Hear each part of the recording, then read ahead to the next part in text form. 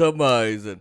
Ladies and gentlemen, make sure you like, comment, share, and subscribe to the channel. Make sure you press that post notification bell so you never miss another week's Cowboys videos. Ladies and gentlemen, the Cowboys have won the NFC East, baby!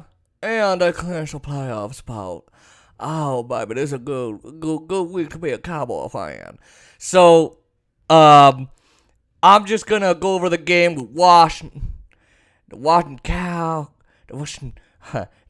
football team, the Washington no names. Oscar, this video is for you. So,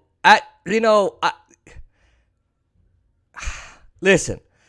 I'm gonna just talk about this game the best way I know how. I'm not gonna go over stats and all that. That's normally what I would do, but you know what? Listen. Oscar said to me, "Yeah, man, they would win 40." And I said, that's possible. But if my defense ain't doing what it needs to, I don't see my boys winning by 40. Okay? Now, defense had 3 touchdown drives. Offense had 4. So there you go. Well, I think it was 5 because, they scored 8 touchdowns. But, something happened with the offense. Something happened because Dak was throwing the ball like a boss.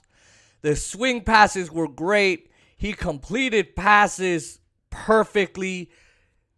He looked like Dak Prescott from the last game with Atlanta, or maybe even the Giants, the first time we annihilated them.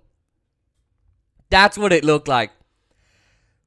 There was one play, I think it was 3rd and long or 3rd and 8 or something like that at their 32, and one of our guys just gets the ball, he throws it, he flips it, and Amari Cooper does his spin, and then he drops it. That was one play where I was kind of like, come on, man, really? But otherwise, to me, this was a great performance by the team. Now, I'll get to something at the end where is this, right? Why is this and not a perfect game? I'll tell you. But that offense absolutely looked great. Dak looked great, hitting Ezekiel Elliott, hitting Corey Clement, CeeDee Lamb, Amari Cooper. They were catching those passes. The run game was even better. The ground game made some freaking noise, man. They made some noise, and I think they went, 2 for 13 or something like that. And that was a game. That was a game. The defense, man, you guys freaking killed it. Scary Terry was there, Terry McLaurin, and,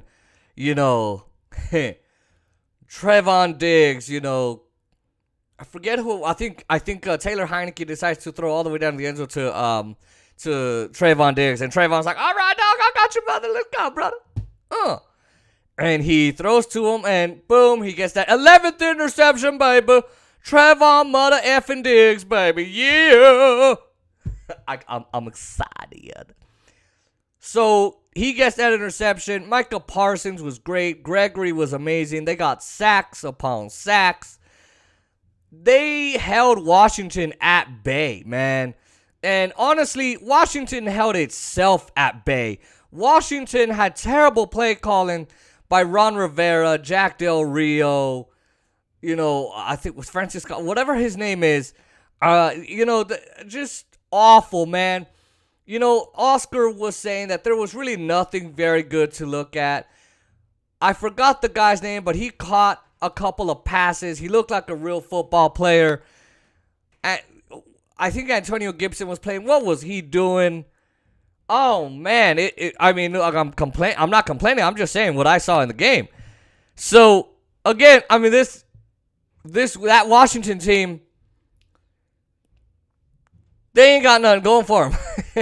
and look, I say this with little sympathy. A little bit. Because, look, Washington had 5 players on the COVID reserve. Landon Collins, Logan Thomas, Chase Young, J.D. McKissick, all those guys out. But you had Taylor Heineke starting? That guy is not your starter. Just like Cooper Rush ain't our starter. He ain't your starter.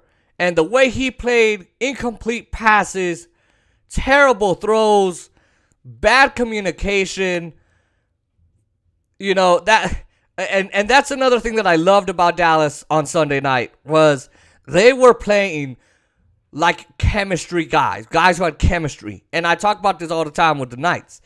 Those guys got to play with chemistry. They got to show that they got chemistry. Right?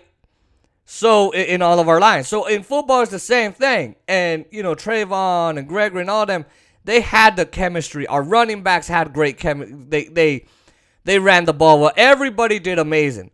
But on Washington, again, it don't matter if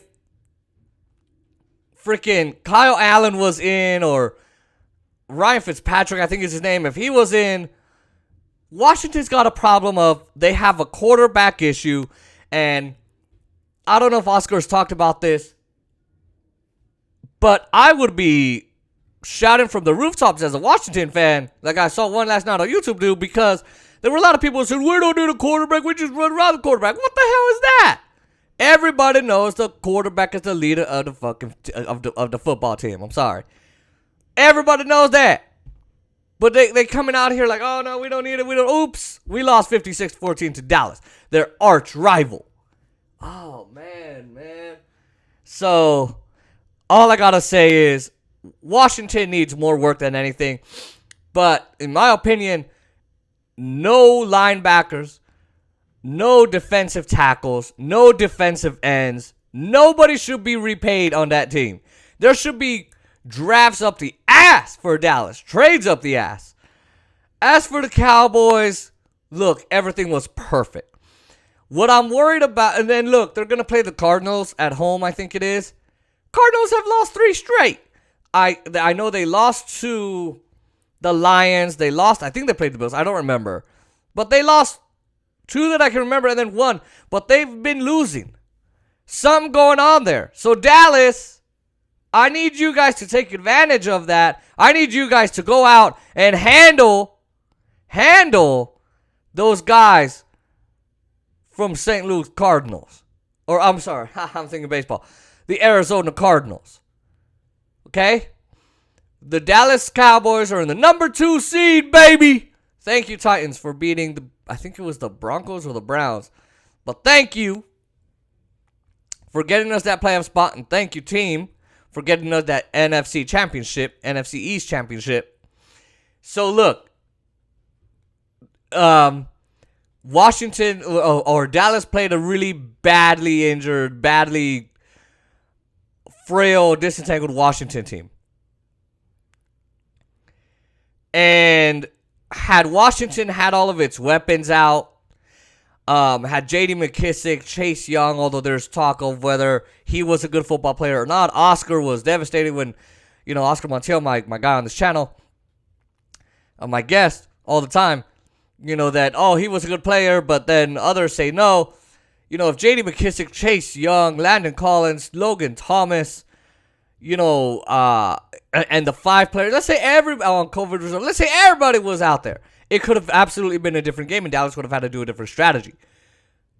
Their strategy was run all over Washington. Washington allowed that to happen. Take down their defenses. Washington allowed that to happen. Let our offense run rampant.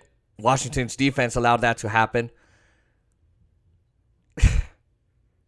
I think there was one play where Taylor Heineke avoids a sack, but then gets tackled by another dude. Oh, my God. Oh, man, I know this is not a normal review for me, but, man, I'm just going to say, Washington, thank you for being so sucky. Proving my point once again. Dallas, oh, dude, thank you, brothers, thank you, boys, thank you. You guys are my team, I love you. But I need them to do well against the Saints, I think we might play Saints. Saints, please. The Cardinals. And then when it comes to playoffs, they got 1 game at home. That's perfect because they score better at home than they do away. That needs to be fixed. Keep the ground game up. Keep your running game up. Dak Keep practicing those passes. Keep that chemistry up. Defense, do you. Keep doing you. Fix little things here and there. Receivers, practice not dropping the ball. Dalton Schultz had a good game as well.